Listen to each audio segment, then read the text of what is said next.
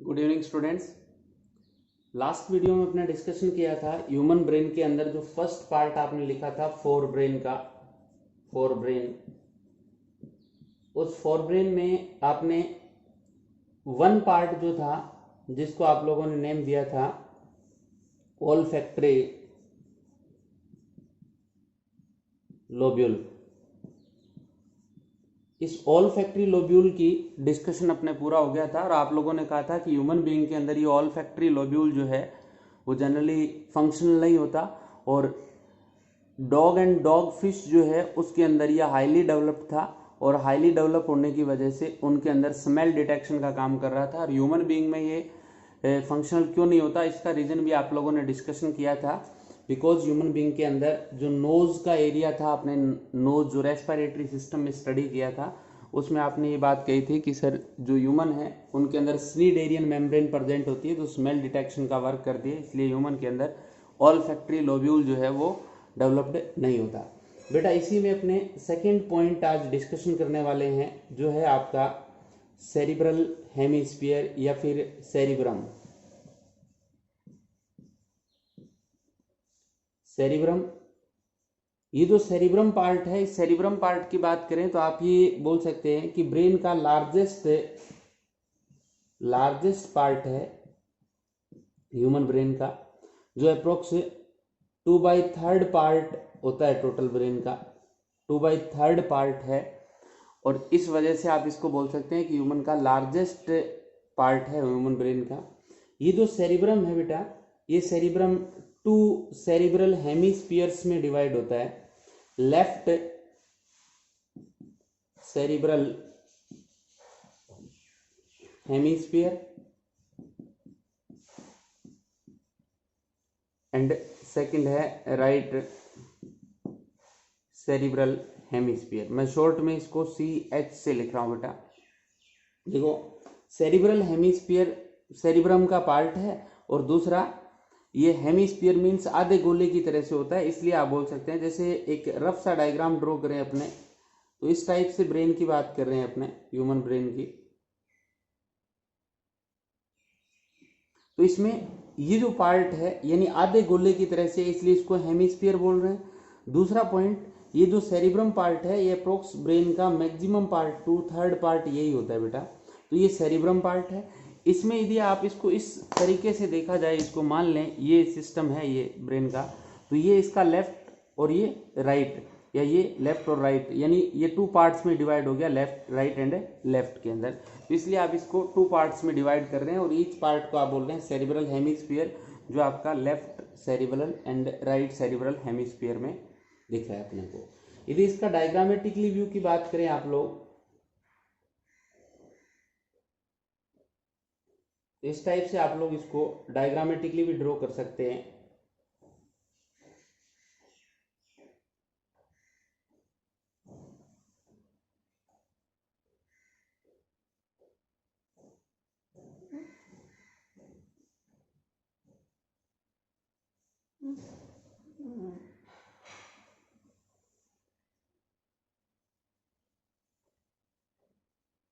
ये आपके दोनों सेरिब्रल हेमिस्फीयर जो है वो हो गए, ये राइट सेरिब्रल हेमिस्फीयर हो गया और ये बेटा हो गया लेफ्ट सेरिब्रल हेमिस्फीयर हो गया।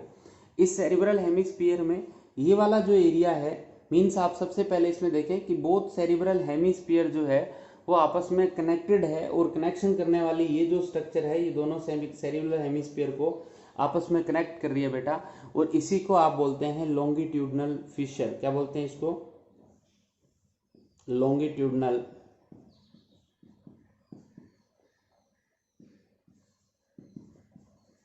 फिशर। ये जो लॉन्गिट्यूडनल फिशर है इसकी हेल्प से बोथ सेरिब्रल हेमिस्फीयर आपस में क्या होते हैं बेटा? कनेक्टेड होते हैं। फिर इस सेरिब्रल हेमिस्फीयर में जैसे मैंने यहाँ ये एक ग्रूव लाइक स्ट्रक्चर जो है वो डेवलप की है, इस ग्रूव लाइक स्ट्रक्चर को जनरली इनको बोलते हैं सिल्वियन फिशर। क्या बोलते हैं? Sylvian fissure. ये बेटा सिल्वियन फिशर क्या करती है, इस पूरे के पूरे फोर ब्रेन को मीन्स सेरिब्रम को, दोनों को मिलाकर आप क्या बोल रहे हैं? सेरिब्रम जो बोल रहे हैं, उस सेरिब्रम को 4 पार्ट में डिवाइड करती है। देखो सिल्वियन फिशर की वजह से ये जो पार्ट हो गया सेरिब्रल हेमिस्फीयर का, इस पार्ट को आप नेम देते हैं फ्रंटल पार्ट।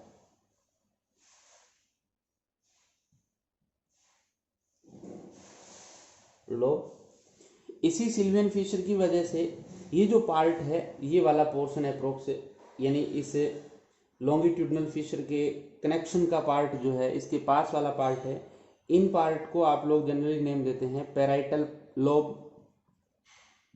पैराइटल लोब्यूल या लोब।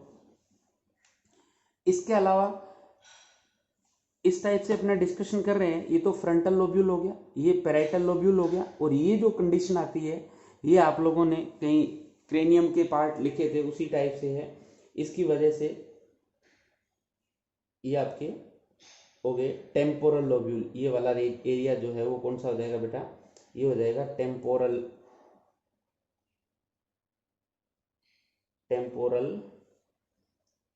लोब्यूल। तो कितने लोब्यूल हो गए, 1 2 एंड 3 हो गए। एंड लास्ट एंड फाइनल बेटा जो पार्ट है, ये आपका लास्ट पार्ट, जो क्योंकि ब्रेन आपको पता है कि पीछे वाली साइड से यहाँ से जो अटैचमेंट है, यानी यहाँ जो बोन होती है क्रेनियम के अंदर, उस बोन का नेम है ओसिपिटल कॉन्डाइल। तो ये 4th पार्ट जो है बेटा वो हो गया आपका ओसिपिटल लोब्यूल। तो कुल मिलाकर आप बोल सकते हैं कि due to the presence of Sylvian fissure brain, और we can say cerebral hemispheres are divided into 4 part, frontal lobule, parietal lobule, temporal lobule and occipital lobes के अंदर इनमें डिवाइड होते हैं। और इनको आपस में जोड़ने वाली एक कॉमन शोर होती है, एक लिंक होती है बेटा। उस लिंक को जो डोर्सली इनको वेंट्रली इनको कनेक्ट करने का काम कर रही है, इस लिंक को आप लोग नेम देते हैं कार्पस कैलोसम। ये क्या है बेटा, ये है आपके कॉर्पस कैलोसम। ये जो कार्पस कैलोसम होती है बेटा, इसको 3 पार्ट में डिवाइड करते हैं। कार्पस कैलोसम को 3 पार्ट्स में इसको डिवाइड कर रहे हैं अपने।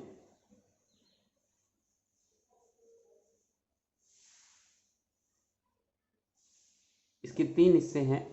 फर्स्ट पार्ट है जीनो, फॉर्निक्स एंड थर्ड है स्प्लेनियम। यानी कार्पस कैलोसम जो है दोनों हेमिस्फीयर को जोड़ने का काम कर रही है, उसको आप बोलते हैं, उसके 3 पार्ट्स है जीनो, फॉर्निक्स एंड स्प्लेनियम। एक्चुअल में क्या है, फॉर्निक्स एंड स्प्लेनियम जो है, उसमें फॉर्निक्स एंड स्प्लेनियम में इनके अंदर आप लोगों को एक कैविटी मिलती है बेटा, जिसको स्यूडोसील बोलते हैं, कैविटी नोन एज स्यूडोसील। इस कैविटी को क्या बोल रहे हैं, स्यूडोसील, या इसी को जनरली आप बोलते हैं 5th वेंट्रिकल। कल अपने डिस्कशन किया था कि ब्रेन की जो कैविटीज होती है, उन कैविटीज को हम जनरली नेम देते हैं वेंट्रिकल्स। और ये कह रहा है कि जो कार्पस कैलोसम है, जो ब्रेन को मीन सेरिब्रल हेमिस्फीयर को आपके जो लोअर पार्ट है उसकी तरफ, उनको उस साइड से जोड़ने वाली स्ट्रक्चर जो है, जिसको कार्पस कैलोसम बोलते हैं, ये एक लार्जेस्ट कॉमिशोर होता है, लार्जेस्ट स्ट्रक्चर है जो इनको जोड़ने वाली है। मेमेलियन कैरेक्टर है ये भी। इसके 3 पार्ट है, जीनो, फॉर्निक्स एंड स्प्लेनियम। और इसमें आपके फॉर्निक्स एंड स्प्लेनियम में एक कैविटी मिलती है बेटा, और उसी कैविटी को आप बोलते हैं 5th वेंट्रिकल या स्यूडोसील। और इस कैविटी की जो सराउंडिंग है, उसमें आपको जो कवरिंग मिलती है, इस कवरिंग जो है कैविटी की, इस कवरिंग का नेम भी यहाँ लिख देते हैं बेटा, उसको बोलते हैं सेप्टम ल्यूसिडम। सेप्टम ल्यूसिडम जो है, इसकी मेम्ब्रेन को बोलते हैं 5th वेंट्रिकल की। और ये 5th वेंट्रिकल मिलती कहाँ है, जिसको स्यूडोसील बोलते हैं। वैसे ह्यूमन ब्रेन में 4 वेंट्रिकल्स है, बट 5th वेंट्रिकल जो है फॉर्निक्स और स्प्लेनियम पार्ट जो है उसके अंदर अपने को मिलती है, जिसको स्यूडोसील बोलते हैं, मतलब हाईली डेवलप्ड नहीं है। तो एक बार बेटा आप लोग इसका स्क्रीनशॉट लें, फिर इसका आगे डिस्कशन करेंगे। बेटा इसके बाद यदि बात करें, ये कह रहा है कि जो सेरिब्रल हेमिस्फीयर्स होते हैं, इन सेरिब्रल हेमिस्फीयर्स में कुछ ग्रूव्स एंड रीड्स जो है वो अपने को मिलती है, यानी कुछ उभार और जो खांच है, ग्रूव जो है वो अपने को मिल रही है।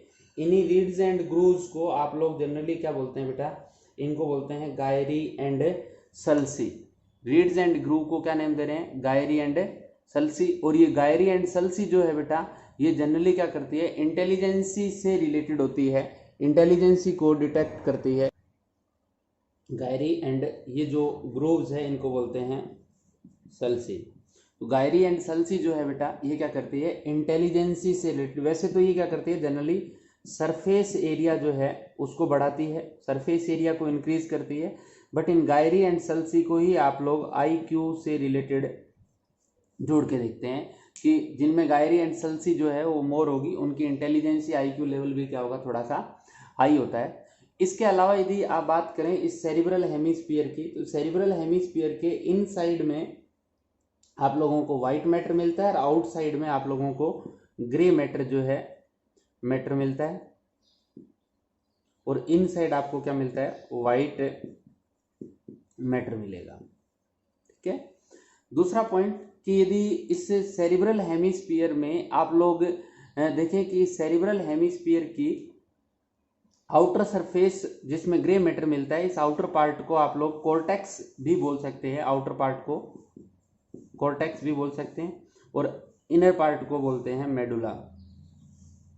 तो कॉर्टेक्स एंड मेडुला, यानी इस कॉर्टेक्स की जो डोर्सल सरफेस है, कॉर्टेक्स की डोर्सल सरफेस, या यूं मान लें कि सेरिब्रल हेमिस्फीयर की डोर्सल सरफेस जो है, मान लें ये है सेरिब्रल हेमिस्फीयर, और इसकी नीचे वाली सरफेस जो है वो इसकी वेंट्रल सरफेस है, अपर वाली इसकी डोर्सल सरफेस है। तो ये कह रहा है कि डोर्सल सरफेस पे जो इसका कनेक्शन है वो तो आता है इस एरिया में जो इनको कनेक्ट करने का काम कर रही है, या इसकी सरफेस पे एक लाइन होती है जिसको बोलते हैं नियोपेलियम, नियोपेलियम।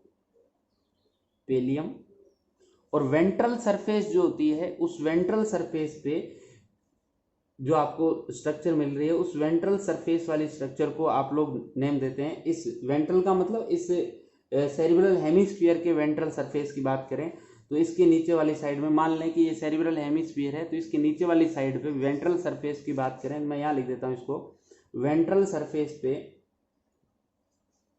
ये डोर्सल पे है, और वेंट्रल सरफेस पे आप लोगों को जो स्ट्रक्चर मिलती है उसको बोलते हैं कार्पस स्ट्राइटा। बेटा ये कार्पस स्ट्राइटा जो होती है वो एक्चुअल में एंटीरियर कॉमिशोर के थ्रू आपस में अटैच होती है। कार्पस स्ट्राइटा, देखो मान लें कि भी ये सेरिब्रल हेमिस्फीयर है, इसकी कार्पस स्ट्राइटा इसके नीचे वाली साइड में और इसकी कार्पस स्ट्राइटा इसके नीचे वाली साइड में, तो इन कार्पस स्ट्राइटा की आपस में जो कनेक्शन होता है वो आपके एंटीरियर कॉमिशोर के थ्रू जुड़ी रहती है या अटैच रहती है, attach with each other by anterior commissure. इसके थ्रू जुड़ी रहती है बेटा, एंटीरियर कॉमिशोर के थ्रू अटैच रहती है। और ये एंटीरियर कॉमिशोर क्योंकि इंडर सरफेस की तरफ आ गया, तो इनर सरफेस की तरफ आने की वजह से इस एंटीरियर कॉमिशोर के अंदर भी आप लोगों को व्हाइट मैटर मिलने वाला है। कुल मिलाकर यदि बात करें तो ये मान लें सेरिब्रल हेमिस्फीयर है, बोथ सेरिब्रल हेमिस्फीयर 1 और 2, तो both cerebral hemisphere dorsal surface पे आपको नियोपेलियम मिलेगी और वेंट्रल सरफेस पे के नीचे वाली साइड में आपको कार्पस स्ट्राइटा, यहाँ मान लो कार्पस स्ट्राइटा, यहाँ कार्पस स्ट्राइटा, और इन कार्पस स्ट्राइटा को आपस में अटैच करने का काम कौन करेगा, आपका एंटीरियर कॉमिशोर करेगा। और इस एंटीरियर कॉमिशोर के अंदर अपने को व्हाइट मैटर जो है वो फिल्ड मिलता है। तो एक बार बेटा आप इसका स्क्रीनशॉट लें। बेटा इसके अलावा बात करें तो जो कॉर्टेक्स रीजन है सेरिब्रल हेमिस्फीयर का, कॉर्टेक्स एरिया जो है, इस कॉर्टेक्स एरिया के अंदर अपने को कुछ सेंसरी एंड मोटर एरिया मिलते हैं। सेंसरी एंड मोटर एरिया जो है वो प्रेजेंट होते हैं इसी कॉर्टेक्स के अंदर। इस कॉर्टेक्स के लिए आपने कहा था कि सर इसके अंदर ग्रे मैटर जो है वो प्रेजेंट होता है, और इसके अलावा इसमें सेंसरी एंड मोटर एरिया जो है वो होते हैं। और सेंसरी मोटर के अलावा ये कह रहा है कि इसमें कुछ आपके एसोसिएशन एरिया भी होते हैं। एसोसिएशन एरिया मीन्स ना तो ये सेंसरी होते हैं और ना ही ये कैसे होते हैं, मोटर होते हैं, यानी दोनों ही टाइप के नहीं होते। और ये जनरली क्या करते हैं, एसोसिएशन जनरली ये इंटर सेंसरी एंड कम्युनिकेशन जो है, कम्युनिकेशंस में हेल्पफुल होते हैं, helpful in intersensory and communication process. और ये एरिया कौन सा बेटा, एसोसिएशन एरिया होता है। ना तो इसमें नो सेंसरी और नो मोटर, दोनों ही इसमें नहीं होते। और जनरली ये किस टाइप का होता है, स्पेशल टाइप का होता है, जो एक टाइप से एसोसिएशन का काम ही करता है। यानी इंटरनली सेंस का और कम्युनिकेशन का जो काम है वो कौन कर रहा है, आपका ये जो एसोसिएशन एरिया है कॉर्टेक्स रीजन का, ये कर रहा है। इसके अलावा ये कह रहा है कि इस कॉर्टेक्स रीजन के अंदर ही, इस कॉर्टेक्स के कॉर्टेक्स क्या, ये जो सेरिब्रल हेमिस्फीयर है, सेरिब्रल हेमिस्फीयर के लोअर पार्ट में, लोअर पार्ट जो है, उस लोअर पार्ट में आपको हिप्पोकैम्पल लोब्यूल जो है वो मिलता है। हिप्पोकैम्पल लोब जो है वो मिलता है। और ये जो हिप्पोकैम्पल लोब्स जो होते हैं, ये हिप्पोकैम्पल लोब जनरली आपस में अटैचमेंट शो करते हैं। और ये अटैचमेंट जो शो करते हैं वो both lobes are attached by, दोनों आपस में एक स्ट्रक्चर से अटैच होते हैं जिसको बोलते हैं लाइरा। बेटा इसका पूछा जाता है एग्जाम के अंदर, लाइरा क्या है। तो hippocampal lobule which are present below cerebral hemisphere are connected with each other by lyra. और ये हिप्पोकैम्पल लोब्यूल जो है, इसके साथ ही कुछ स्पेसिफिक टाइप ऑफ सेल्स का ग्रुप जो है, जिनको बोलते हैं आप लोग, यानी सम सेल्स और प्रेजेंट होती है बेटा। और उन सेल्स को आप जनरली बोलते हैं एमिगडेला सेल, एमिगडेला सेल्स। और ये कह रहा है कि जो आपका सेरिब्रल हेमिस्फीयर, इस सेरिब्रल हेमिस्फीयर में जो लोअर पार्ट है, यानी लोअर पार्ट ऑफ या इनर पार्ट और we can say lower surface of cerebral hemisphere, cerebral hemisphere की lower surface cerebral hemisphere, plus में आपका हिप्पोकैम्पल लोब्यूल, प्लस में ये जो एमिगडेला सेल है, एमिगडेला सेल जो है, इन सब को मिला के या इन सब के मिलने से बेटा एक स्ट्रक्चर बनती है जिसको बोलते हैं लिम्बिक सिस्टम। क्या बोलते हैं, लिम्बिक सिस्टम बोलते हैं। और ये जो लिम्बिक सिस्टम है, ये लिम्बिक सिस्टम ही जनरली क्या करता है, आपके हाइपोथैलेमस का जो पार्ट आएगा, जैसे नेक्स्ट में अपने करने वाले हैं, ये हाइपोथैलेमस का पार्ट है, उसके साथ मिलकर ये लिम्बिक सिस्टम क्या करेगा, आपके कुछ स्पेसिफिक कैरेक्टर्स को कंट्रोल करने का काम जो है वो कौन करेगा, ये लिम्बिक सिस्टम जो है वो करने वाला है। लिम्बिक सिस्टम विद हाइपोथैलेमस कुछ आपकी बॉडी के या जो फंक्शन है ब्रेन के, उनको कंट्रोल करेगा। लाइकवाइज मैं यहाँ कुछ लिख देता हूँ, इमोशन से रिलेटेड, इसके अलावा सेक्सुअल बिहेवियर, इसके अलावा यदि बात करें आप लोग तो एक्साइटेशन, और इसके अलावा बात करें तो फियर से रिलेटेड जो कोई एक्टिविटीज होती है उनको कंट्रोल करने का काम लिम्बिक सिस्टम करता है with the help of hypothalamus. और ये लिम्बिक सिस्टम कहाँ मिलेगा, आपने कहा कि जो सेरिब्रल हेमिस्फीयर का लोअर पार्ट है वो प्लस हिप्पोकैम्पल लोब्यूल प्लस में एमिगडेला सेल जो है वो मिलकर किसकी फॉर्मेशन करती है बेटा, लिम्बिक सिस्टम की। और ये लिम्बिक सिस्टम ही जनरली क्या करता है, emotion, sexual behaviour, excitement and fear से रिलेटेड एक्टिविटीज को कंट्रोल करने का काम कर रहा है। इसके अलावा इस सेरिब्रल कॉर्टेक्स रीजन जो है, इस सेरिब्रल कॉर्टेक्स में जिसमें आपने कहा सर सेंसरी है या फिर मोटर या फिर मैक्सिमम पार्ट इसका कैसा होता है, मैक्सिमम पार्ट जो है आपका एसोसिएशन एरिया वाला होता है। बट इसमें सेंसरी और मोटर से रिलेटेड कोई एरिया है, सेंसरी और मोटर वाला कोई पार्ट है, तो वो कैसे कैसे फंक्शन करेगा। तो सेरिब्रल कॉर्टेक्स के जो एरिया है, डिफरेंट एरियाज अपने को मिल रहे हैं, इस सेरिब्रल कॉर्टेक्स के एरिया जो है, उन एरिया से रिलेटेड कौन कौन सी एक्टिविटीज कंट्रोल होती है उनका डिटेल भी अपने करेंगे। बट एक बार आप इसका स्क्रीनशॉट लें, फिर अपने आगे चलेंगे। बेटा इस सेरिब्रल हेमिस्फीयर के कॉर्टेक्स जो है, कॉर्टेक्स ऑफ सेरिब्रल हेमिस्फीयर है, इसमें कुछ एरिया है। एरिया में फर्स्ट एरिया ले रहे हैं आप लोग प्री फ्रंटल एरिया। बेटा ये प्री फ्रंटल एरिया जो है, जनरली ये प्री फ्रंटल एरिया फंक्शन क्या करेगा, ये आपके मेमोरी से रिलेटेड, मेमोरी, इसके अलावा इंटेलिजेंसी, इसके अलावा लर्निंग जो है उससे रिलेटेड काम करता है। कौन आपका, ये करता है आपका प्री फ्रंटल एरिया। दूसरा एरिया इसके अंदर बेटा अपना डिस्कशन करते हैं, वो है प्री मोटर एरिया। ये प्री मोटर एरिया जो है बेटा, जनरली प्री मोटर एरिया का फंक्शन जो है वो इनवॉलेंट्री प्रोसेस से रिलेटेड होता है, यानी रिलेटेड विद इनवॉलेंट्री प्रोसेस। उसके अलावा इसमें तीसरे नंबर पे बात करें तो वो आता है बेटा मोटर एरिया। ये जो मोटर एरिया है, तो motor area generally voluntary process जो है उनको कंट्रोल करने का काम कर रहा है। इसके अलावा इससे कॉर्टेक्स रीजन के अंदर आप लोगों को एक एरिया मिलता है जिसको बोलते हैं ब्रोका एरिया, ब्रोका एरिया। और ये जो ब्रोका एरिया है जनरली ये स्पीच सेंटर का काम करता है बेटा, स्पीच सेंटर का काम करता है। और जनरली ये फ्रंटल लोब्यूल में प्रेजेंट होता है, फ्रंटल लोब में प्रेजेंट होता है, प्रेजेंट इन फ्रंटल लोब।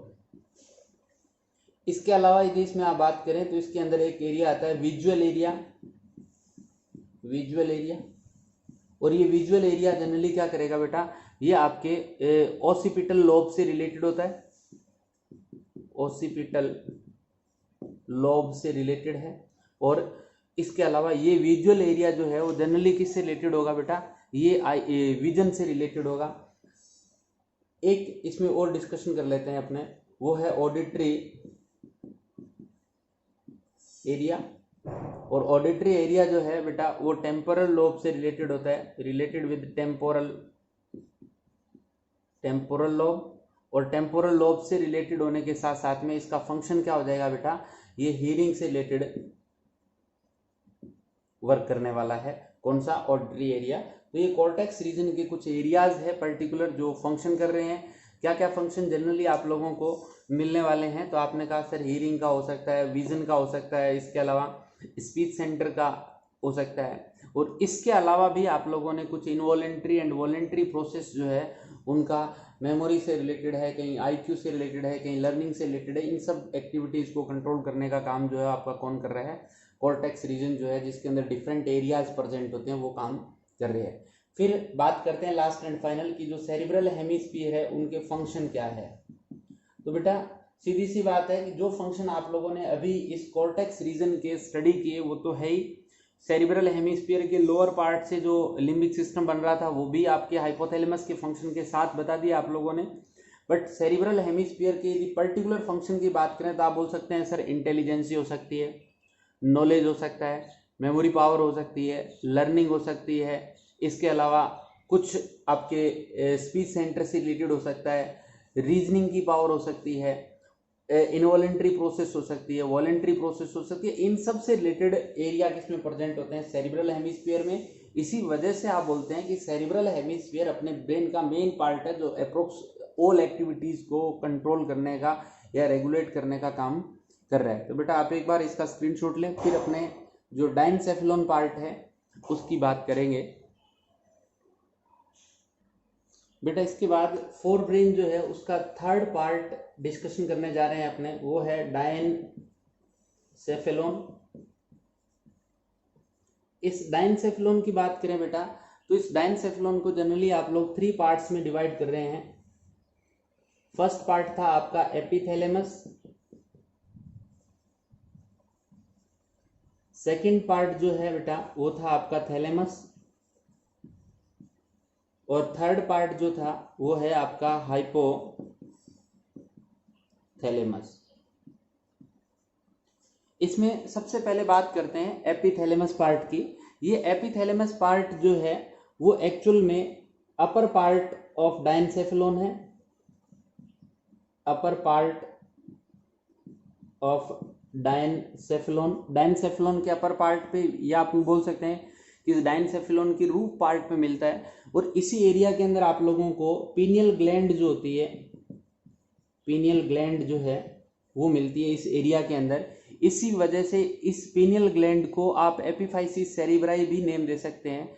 और ये जनरली जो पीनियल ग्लैंड थी इससे एक तो मेलेटोनिन हार्मोन और साथ में ये एक्चुअल में as a biological clock behave कर रही थी, मींस कंट्रोल, सेक्सुअल मैच्योरिटी को कंट्रोल करने का काम कर रही थी। सेक्सुअल मैच्योरिटी जो है उसको कंट्रोल करने का काम कर रही थी पीनियल ग्लैंड। दूसरा पार्ट जो थैलेमस है इसको आप रिले सेंटर ऑफ ब्रेन भी बोल सकते हैं, रिले सेंटर ऑफ ब्रेन, या फिर आप इसको बोल सकते हैं गेट कीपर ऑफ ब्रेन भी बोल सकते हैं, यानी ब्रेन का गेट कीपर है, रिले सेंटर है। क्यों बोलते हैं बेटा? और अप्रोक्स इस डायनसेफेलोन का अप्रोक्स 80% पार्ट जो है वो यही होता है। दूसरा रीजन क्या है इसके पीछे बोलने का, क्योंकि ये क्या करता है, जो सेरिब्रल हेमिस्फीयर है, मींस जो फोर ब्रेन का सेकंड पार्ट था सेरिब्रम, उसको और जो मिड ब्रेन है उनको कनेक्ट करने का काम करता है, और इसी के थ्रू सेंसरी और मोटर जो है सिग्नल्स जो है वो आप लोगों के मिड ब्रेन तक पहुंचते हैं। इस वजह से आप इसको बोलते हैं गेट कीपर ऑफ ब्रेन, या फिर आप लोग इसको नेम देते हैं रिले सेंटर ऑफ ब्रेन भी आप लोग इसको नेम दे रहे हैं। तो ये आपका थैलेमस वाला पोर्शन जो है वो भी कंप्लीट होता है। और इसके अलावा यदि आप बात करें इस थर्ड पार्ट की, जिसको आप बोलते हैं हाइपोथैलेमस, इस हाइपोथैलेमस का कुछ डिटेल बेटा आप लोगों ने पहले डिस्कशन किया था, बट फिर भी क्योंकि ये अपर पार्ट पे है तो ये आप लोगों के इस जो डायनसेफेलोन है उसकी वेंट्रल सरफेस पे, लोअर और वेंट्रल सरफेस जो है उस पे मिलने वाला है। दूसरा पॉइंट, इस हाइपोथैलेमस के अंदर आप लोगों को different types of neurosecretory cells जो है,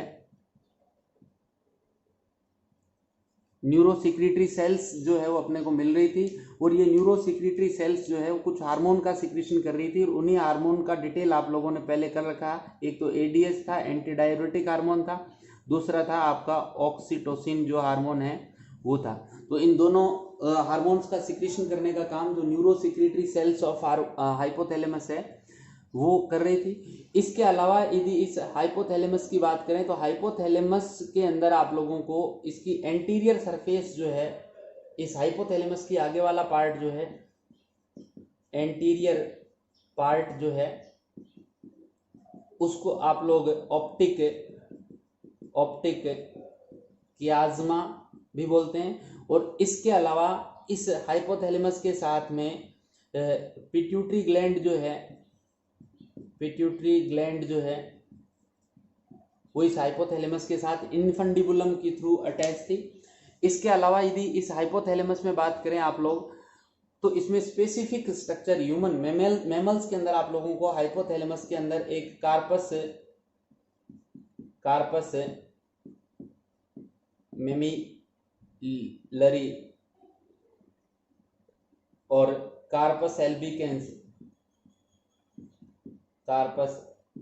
एल्बिकेंस जो है या मेमिलरी बॉडी जो है वो अपने को मिलती है। और ये कार्पस से मेमिलरी जो पार्ट है ये आपको, जैसे एंटीरियर पार्ट में तो ऑप्टिक कियाज्मा है, ये आपकी मिलता है इसके पोस्टीरियर पार्ट के अंदर। पोस्टीरियर पार्ट के अंदर अपने को मिलेगा और जनरली ये मेमेलियन कैरेक्टर है बेटा। तो एक बार आप इस हाइपोथैलेमस का भी स्क्रीनशॉट लें, फिर अपने बात करेंगे इस हाइपोथैलेमस के फंक्शंस की।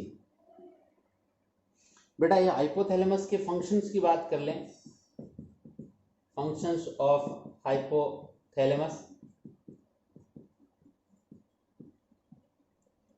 तो जनरली इस हाइपोथैलेमस रीजन के अंदर एक तो आप लोगों की बॉडी के अंदर थर्मो रेगुलेशन जो है का काम, यानी टेम्परेचर कंट्रोल का काम कर रहा है। इसके अलावा ये जो हाइपोथैलेमस है इमोशन से रिलेटेड इमोशनल सेंटर जो है इसके अंदर अपने को मिल रहे हैं। इसके अलावा हाइपोथैलेमस में भी आपने एंडोक्राइन कंट्रोल की भी बात की थी कि ये एडीएच एंड वेसोप्रेसिन के थ्रू एंडोक्राइन कंट्रोल भी कर रहा है। इसके अलावा और एएनएस ऑटोनोमस नर्वस सिस्टम जो है उसको कंट्रोल करने का काम भी कौन कर रहा है, आपके हाइपोथैलेमस कर रहा है। इस हाइपोथैलेमस में आपने कहा था कि जो सेरिब्रल हेमिस्फीयर का लोअर पार्ट था, उस लोअर पार्ट प्लस में हिप्पोकैम्पल लोब्यूल प्लस में आपके एमिगडेला सेल जो थी, उस एमिगडेला सेल हिप्पोकैम्पल लोब्यूल और lower part of cerebral hemisphere से एक स्ट्रक्चर बन रही थी जिसको आप बोल रहे थे लिम्बिक सिस्टम। और ये जो लिम्बिक सिस्टम था बेटा प्लस में किसके, हाइपोथैलेमस के साथ में मिलकर, मैंने अभी आपको बताया था कि कुछ special type of sexual behaviour जो है या एक्सप्रेशन ऑफ इमोशंस जो है, एक्साइटमेंट है, प्लेजर है, फियर है, रेज है, इन सब मोटिवेशन है, इन सब को कंट्रोल करने का काम कौन कर रहा है, आपका हाइपोथैलेमस जो है वो कर रहा है। इसके अलावा इस हाइपोथैलेमस में कहीं थ्रस्ट सेंटर भी आप लोगों को मिल जाता है, थ्रस्ट सेंटर। इसके अलावा यदि आप लोग इस हाइपोथैलेमस से बात करें तो इसमें स्टडी सेंटर भी मिल जाता है, स्टडी सेंटर।